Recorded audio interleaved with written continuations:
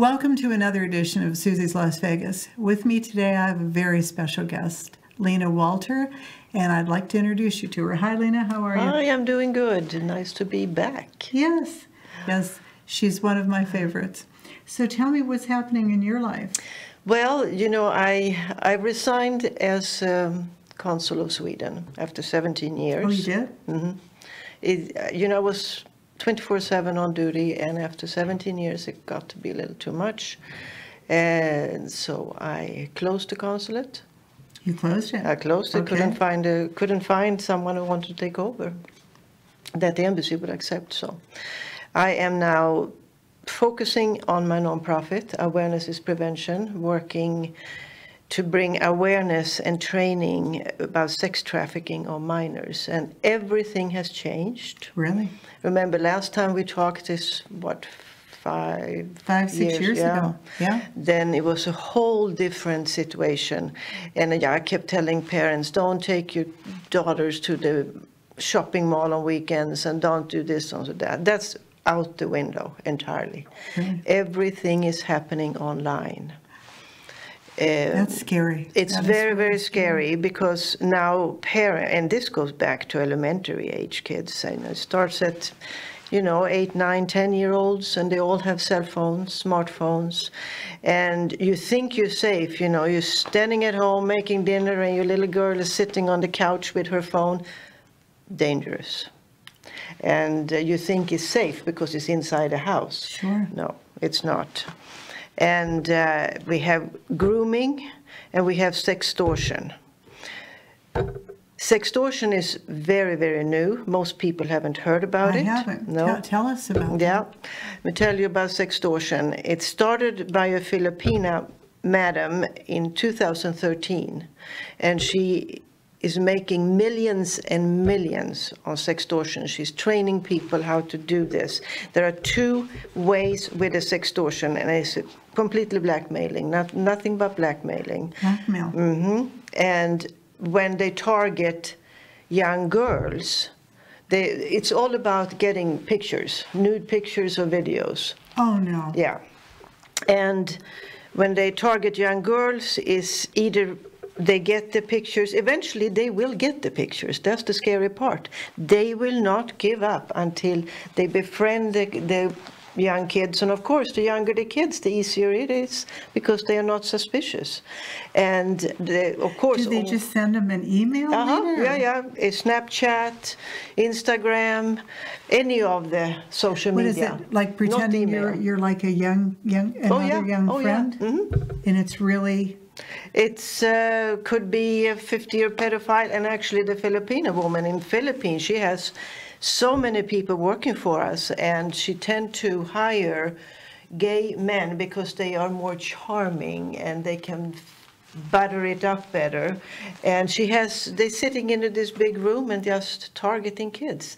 If they target young boys, they normally go after very athletic, from good families, and normally 12 to 17-year-olds, and they start and they pretend that they are young guys or young girls, and they want to have some pictures. And the worst part with this is most of the kids that are targeted come from very good families because they want money from the boys. Oh. From the girls, they're only interested in the videos and the pictures because they sell them to porn sites.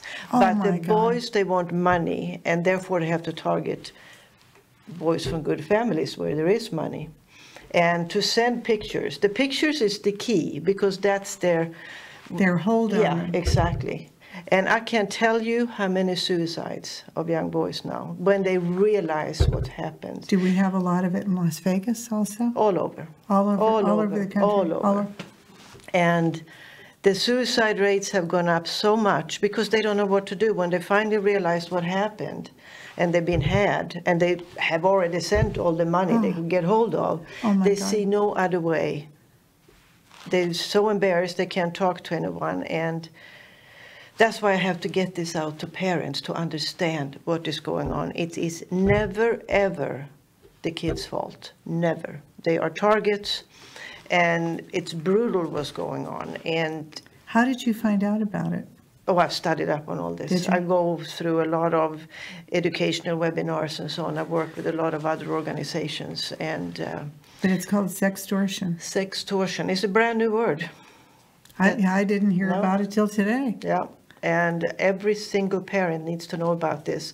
And, you know, my goal is... So if they're spending too much time, you know, texting and all that, parents might want to take a look and see who they're really talking to. They really should. They should be aware of who they are talking to. And there are ways to control the phones and put, you know, guards on it. Filters? Yeah. Yeah. But a lot of parents don't know. You know, it's not that easy. It's not that easy. And my goal is to try to make kids understand, don't ever, ever send a picture of yourself. No. Even if you know the person. You know, you have a lot of girls with ex-boyfriends that start distributing all these pictures after they've broken up, for example. Yeah. But if I can get to kids to make them understand, don't send any pictures, whatever you do, then we will have no more sextortion.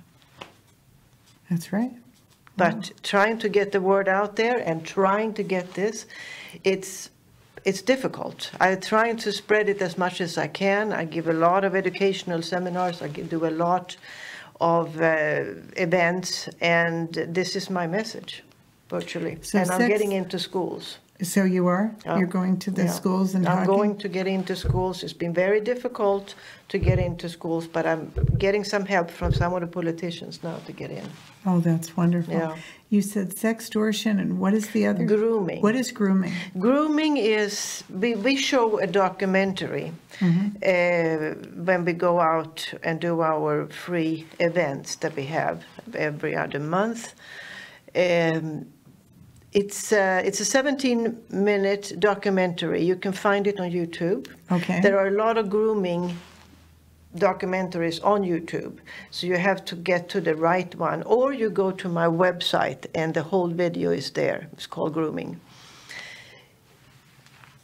It's again, they contact these girls through social media. Snapchat is probably one of the most popular one, and pretend to be a young guy. A lot of times it is a young guy. It's not always a 50-year-old pedophile. Sometimes it is a young guy. And in this particular documentary, it is a young guy. And he befriends the girl and then, you know, start communicating. And in this case, with the film, they meet up and she falls in love. This is now her boyfriend. He buys her nice gifts. But it's all online? No, these people they meet in person. Yeah. Okay. Not always, but a lot of times they do. And he becomes her boyfriend. He disassociates her from her. She lives with her mother, and eventually, and this can go on for 6-8 months. They don't care. They keep going until they get what they want. And they want her to leave the house, if preferably, and start working for him. Wow. With trafficking, sex trafficking. And if they are not the young guy who's going to meet up with a girl, then everything goes on line, and he gets the videos, he gets the photos. They will be sold to porn sites. These poor kids, I feel so sorry for them, and especially the really young ones. When they realize they've been had, they're just... And they don't know what to do. No, and they don't know who to talk to. No, and the best things they can do is to call the authorities. And don't erase anything, any messages, because whether you call the police or FBI or whoever, they will start investigating. They will eventually find the people, but they need all this information that's on the phone. Wow. I went to see a movie, The Sound of Freedom. Mm-hmm. That was a riveting. Yeah, it was very well made, and yes. I've known about these people for a long time that were doing it. What I didn't like was, because I'm sure that most people when they left the theater, they're going to think, oh, thank heavens we live in the United States where this doesn't happen. I wish they would have said right at the end of the movie, don't think that this only happens in Latin America or South America. This happens here. Right in our neighborhoods. Yeah. Because I don't think people realize that. No. I think, is there problems, a lot of problems in our neighborhoods? Yes, it's awful. And it's in good neighborhoods. It's not only poor. Of course, foster care kids are much more in danger because they don't necessarily have a steady home life. Some do, but some don't. And a lot of them, they run away. The runaways are normally picked up within 36 hours by a sex trafficker, yeah. So give me a scenario here, Lena. Like let's say we have a runaway from a foster care family because they wouldn't run away unless if they felt good and felt safe, they wouldn't run away. But there are a lot of problems with some. And they run away and now they find themselves, oh gosh, it's cold outside, where am I going to sleep? And here comes this nice guy. Oh, sweetheart, I have an extra room. You can sleep in my apartment. Well, why wouldn't they? Mm-hmm. Where else are they going to go? Right. That's how easy it is. And the next thing you know, they're working. And they don't get to keep any money. That's a misconception. If anyone thinks that they get to keep the money, they don't. What do they do? Get them hooked on things? Oh, they drug them, they beat them, they threaten them. It's this... when people ask someone who's been a sex slave virtually, they say, why didn't you run away? I think the person that described it the best was Elizabeth Smart. Remember her from Utah? Yes, yes. I met her twice. She's a delightful person. And she describes it best because she was so criticized after they had discovered her. And she gotten away. They said, why didn't you were out so often in public, why didn't you just scream? She said, you don't understand. The only thing you can think about is, how am I going to survive the next half hour? And the guy who recognized her, she was walking between the man and the wife, they were holding her. She was walking between them. He recognized her. He didn't go up and say, oh, are you Elizabeth Smart? No. He grabbed her and ran with her. Until they were... And he finally got her away. Yeah. She wouldn't have... If he had come up and said to her, are you Elizabeth Smart? She wouldn't have answered. She would not have recognized it. She was scared to death. And that's what people don't understand. Yes, you may be out in public. Why don't you say, help me, help me? Well, it's... they're afraid. Yeah, because they don't know, especially if they've been trained, that they're going to kill them or hurt them or hurt their family. Yeah, exactly. It's all these threats. So it's a very, very difficult situation. Well, if you run into somebody, like Stephen, my husband and I travel a lot, and if you run into somebody like in an airport and maybe you see them, maybe there's somebody in, you go to the ladies' room or whatever. Is there a universal sign or anything? Well, they have this sign, but most people don't know it. I can't even do is help me. Is that what that means? Help me? Yeah. Most people don't know the sign. Right. If you can slip a note to someone or whatever.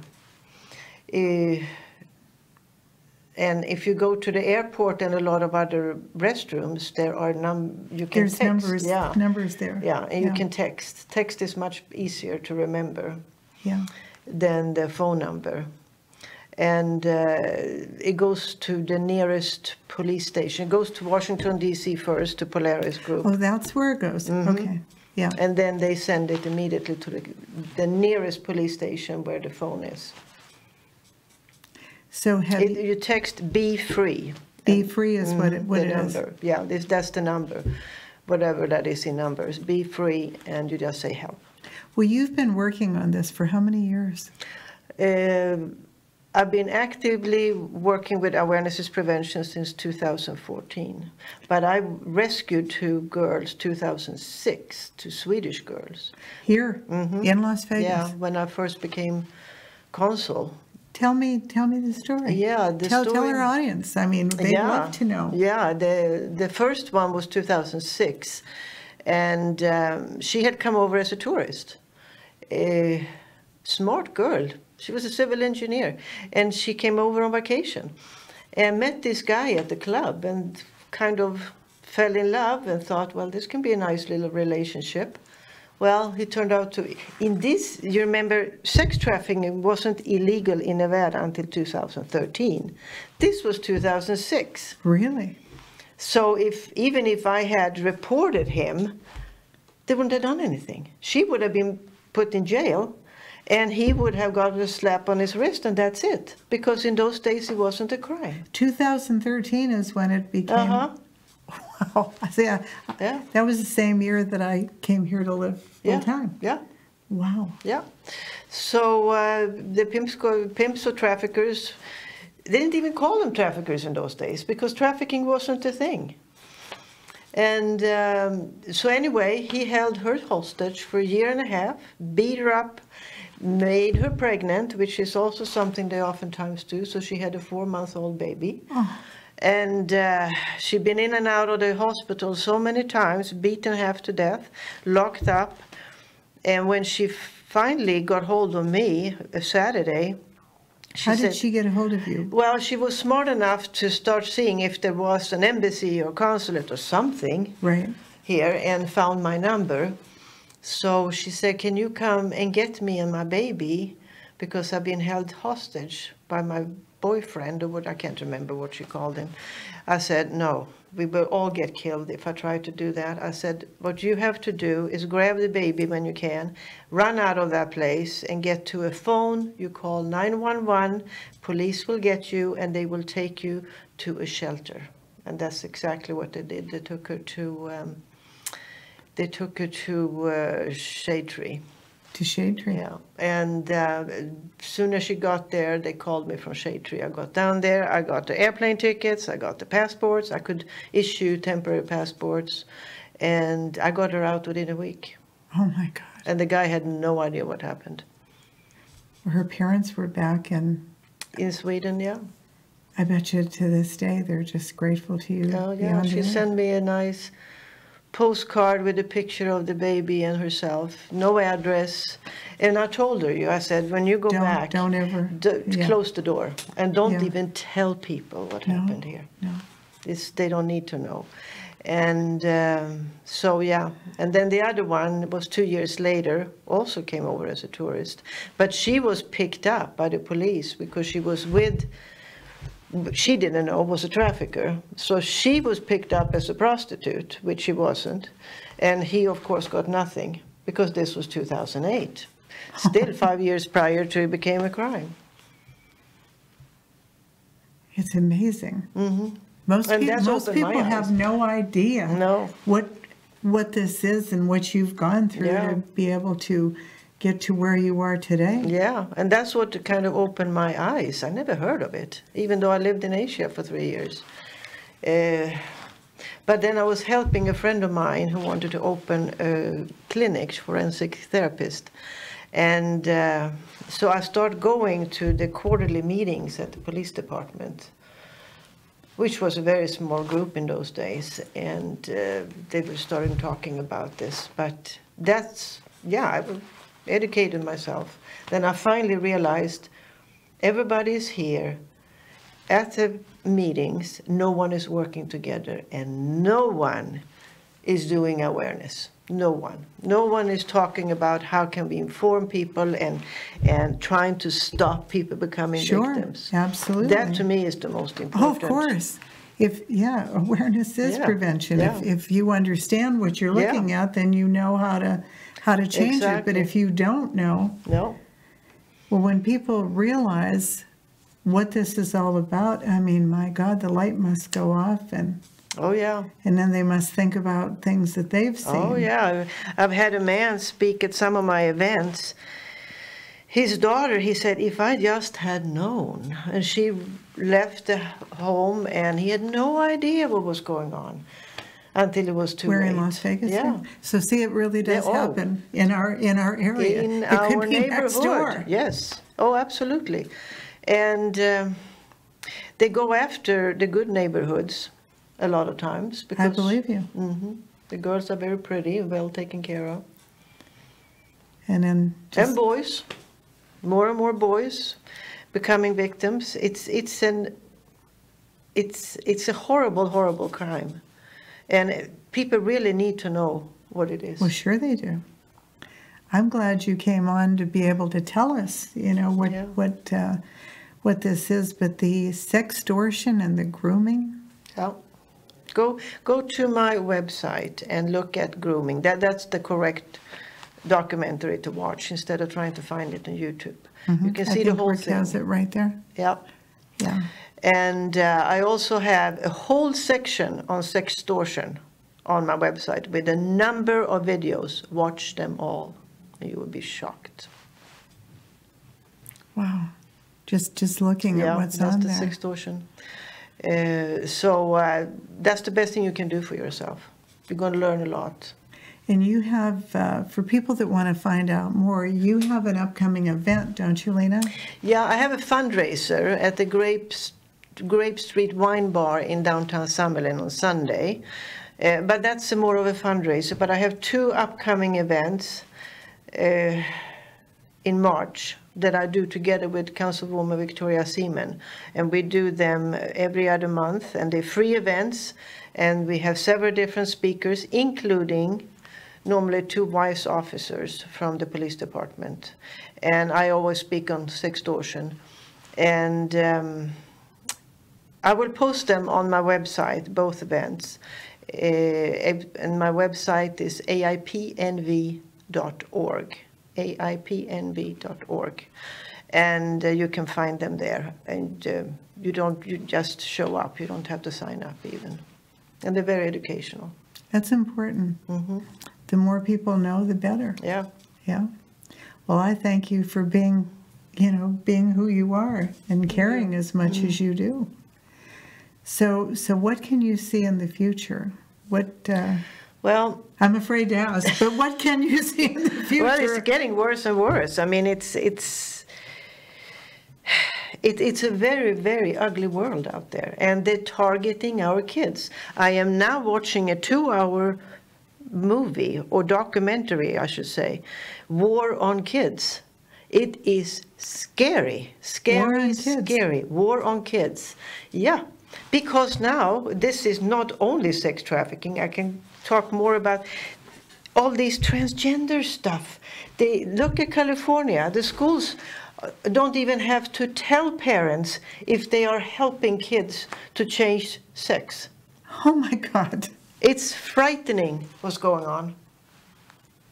And I have a friend of mine which has happened to her granddaughter. It is frightening. They don't have to tell. They don't have to tell the parents. If the kids say, well, I'd rather be a boy. And then they start with the pills and everything. And this is irreversible. Of course it is. Yeah, once you... And that's the newest thing.